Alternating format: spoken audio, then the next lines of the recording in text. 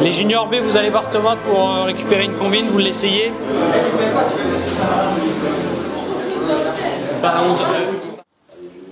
On va faire une petite introduction du championnat.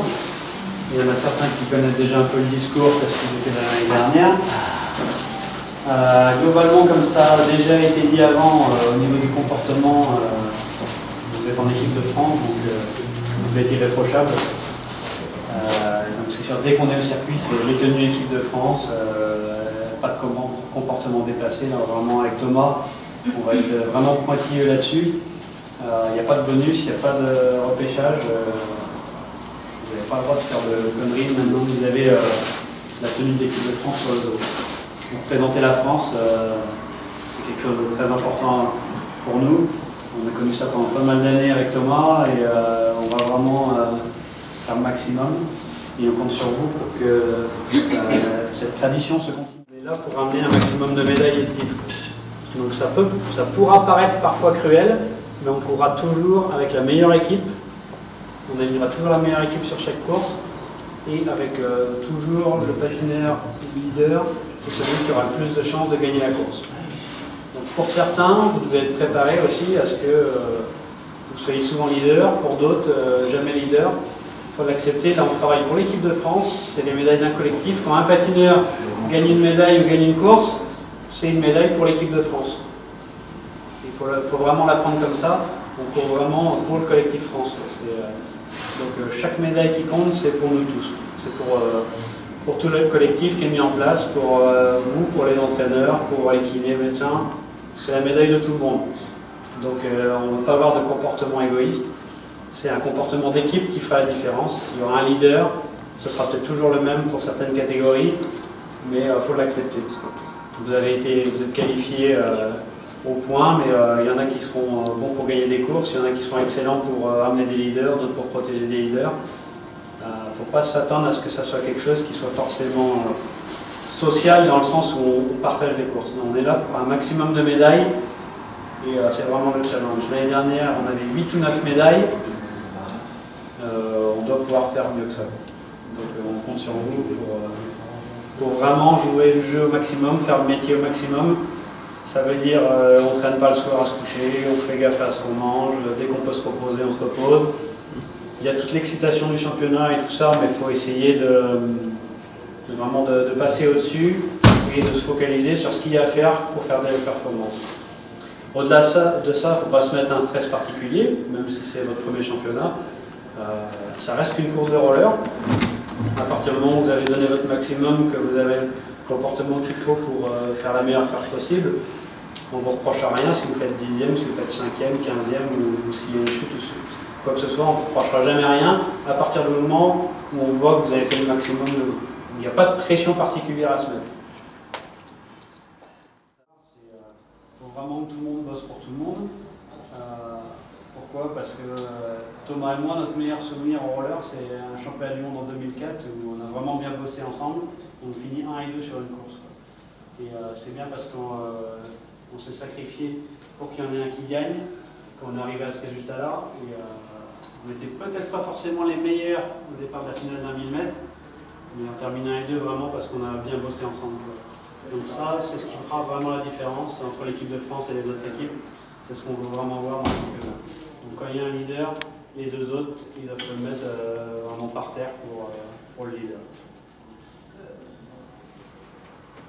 On vous a mis une petite photo de quelqu'un qui lève les bras parce que c'est ce qu'on aimerait bien voir. Et surtout parce que le sourire que Morgana, quand elle a gagné sa course l'année dernière, c'est ce qu'on aimerait bien voir sur vos visages cette année.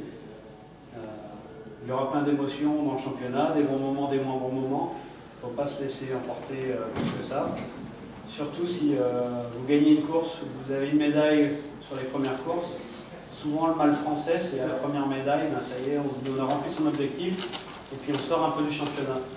Donc, quand on est capable d'avoir une médaille, ça veut dire qu'on est le premier jour ou le deuxième jour, ça veut dire qu'on est capable d'en gagner une autre le lendemain et puis une autre le lendemain. Donc quand on a une médaille ou un titre, on met son maillot, sa médaille dans son sac le soir et le lendemain on repart, on met les compteurs à zéro.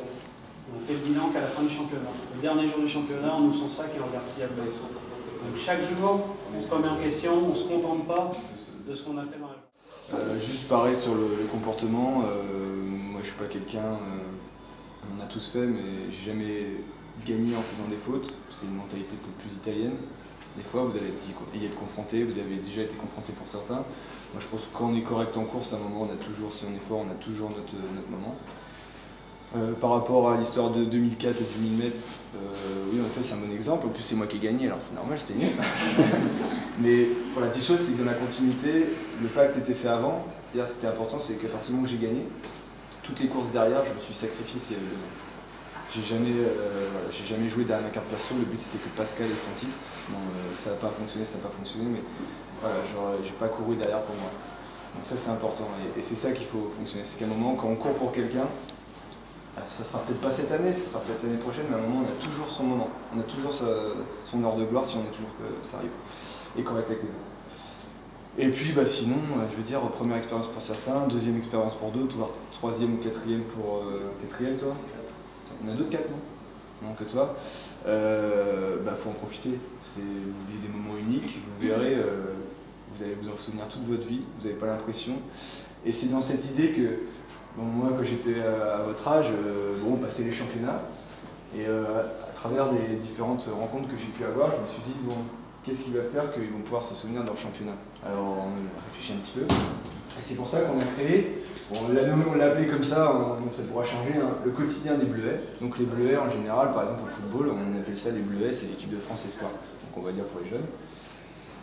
Qui en fait récapitule un petit peu, le premier épisode d'aujourd'hui, donc la ville d'où on est, l'équipe qui était, le programme du jour. Un petit jeu avec certaines, j'ai un petit peu galéré pour trouver les photos de tout le monde sur Facebook, mais j'ai réussi à en trouver quelques-unes. La citation qui est très chère à Pascal, donc je lui ai mis sa petite participation. Bon, celle d'aujourd'hui c'est moi parce que j'ai pas eu le temps de le voir hier, mais après c'est Pascal qui va les choisir. Et important, comme j'ai appelé ça objectif du championnat, pour toujours garder dans un coin de la tête. On est là, bien sûr, vous êtes là pour prendre du plaisir, c'est pas l'armée, vous êtes là pour... Voilà, c'est aussi une récompense par rapport à votre travail que vous avez fait durant toute l'année. Sauf que la récompense, ça s'arrête pas simplement à la sélection, comme disait Pascal, ou comme vous l'a dit Alexis, elle s'arrête à la victoire. Alors, il y en a qui gagneront, il y en a qui font 5e, 3e, 10e, ça, c'est le sport. Et donc, c'est pour ça qu'on embellira à chaque fois des photos de victoire. Donc là, on a pris Morgane, et puis on en prendra d'autres, parce que celle-là, elle était très expressive, si vous l'avez vue. Un point important, donc la météo du jour c'est pareil, ça sera pour être vide, ça sera à vous aussi, vous pourrez la remplir.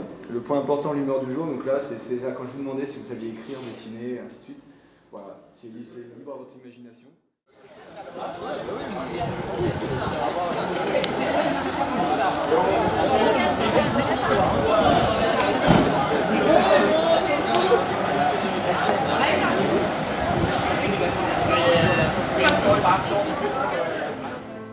Oui.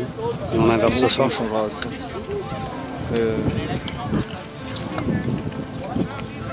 Bon, pour l'échauffement, les filles avec moi. Les garçons,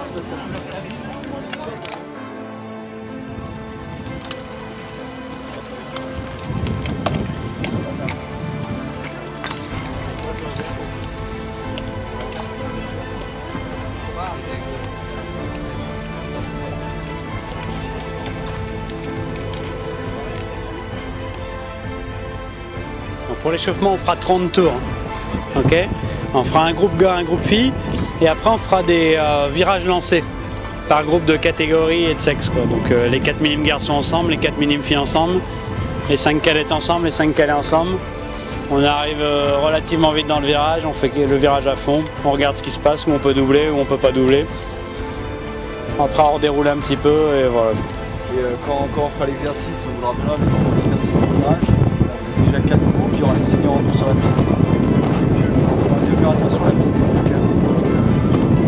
Attention, vous partirez, quand vous nous direz on y va, nous ça nous permettra, si les seniors et tout, de pouvoir vous laisser le champ libre. Et inversement, quand vous avez fini, vous restez pas au milieu de la piste parce qu'il va y avoir les seniors ou autres qui vont les faire et vos camarades. Donc on se mettra soit à l'extérieur, soit vous revenez à l'intérieur.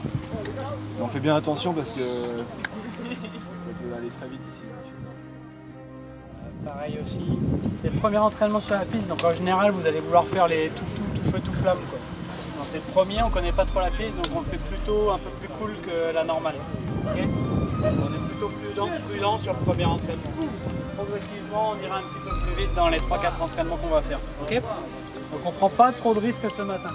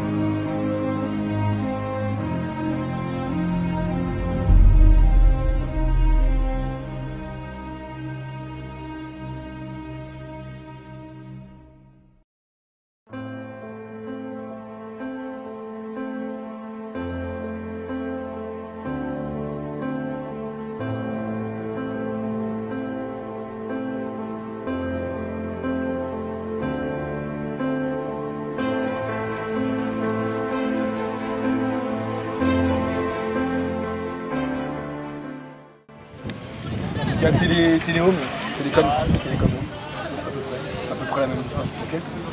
Ça marche. Donc, vous vous débrouillez pour l'ordre, d'accord? Par contre, le seul truc, vous me dites, vous faites in, comme je vous ai dit, quand vous faites. Vous ne faites pas les deux en même temps, les deux groupes, d'accord? Vous me dites, on y va dans un tour, et comme ça, moi je m'arrange, on fait attention. Le virage, machin? Ouais, mais ça va. On fait toujours sur le même. Non, deux, comme vous en faites 4 à peu près, 2 ici et 2 ici. Alors après, peu importe, vous choisissez entre vous. Ça marche? Et on fait par catégorie? Par catégorie.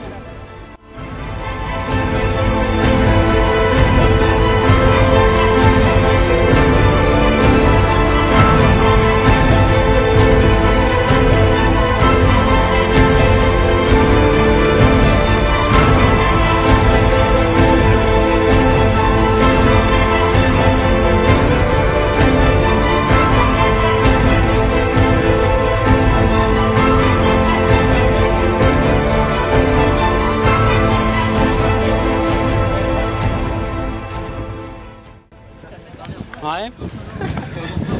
Alors ça donne quoi? Ça te va? Pas mal, pas mal. Ça accroche, enfin ça accroche pas trop, mais on peut pas tout croiser, mais c'est pas mal. Ça a glissé. Elles sont comment tes roues? Elles sont démontées. À mon avis, sur cette piste, faut pas chercher à tout croiser. Ça va faire comme l'année dernière ou comme il y a 2 ans. Faut rentrer en accélérant, profiter de sa roue libre avec les gros diamètres 100 ou 110. De toute manière, vous aurez de l'inertie pour pas perdre de vitesse. Et on relance fort par contre. Ok? Faire rond, comme un plus rap ou l'attaque? Faut faire rond quand même, parce que comme elle est petite, faut prendre large. On prend large, bam, on se jette à l'intérieur en attaquant. On fait ça rouler pour temporiser, pour sécuriser le virage. Quand on a repris ses appuis, boum, grosse relance. Ok?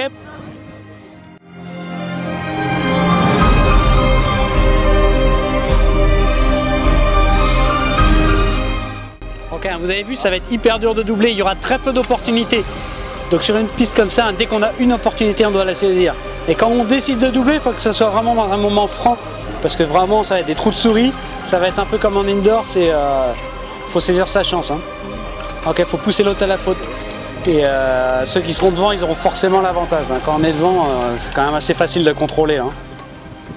Sur une piste comme ça, à partir du moment où vous êtes rentré en tête à l'entrée du virage, si vous avez bien protégé votre corde à l'entrée, personne ne va vous doubler pendant tout le virage. Donc c'est un moment de récup quand même. Vous pouvez gérer votre virage pour que ça soit un moment de récup. Par contre, il ne faut pas oublier qu'il faudra vraiment accélérer fort à la sortie. Ok ?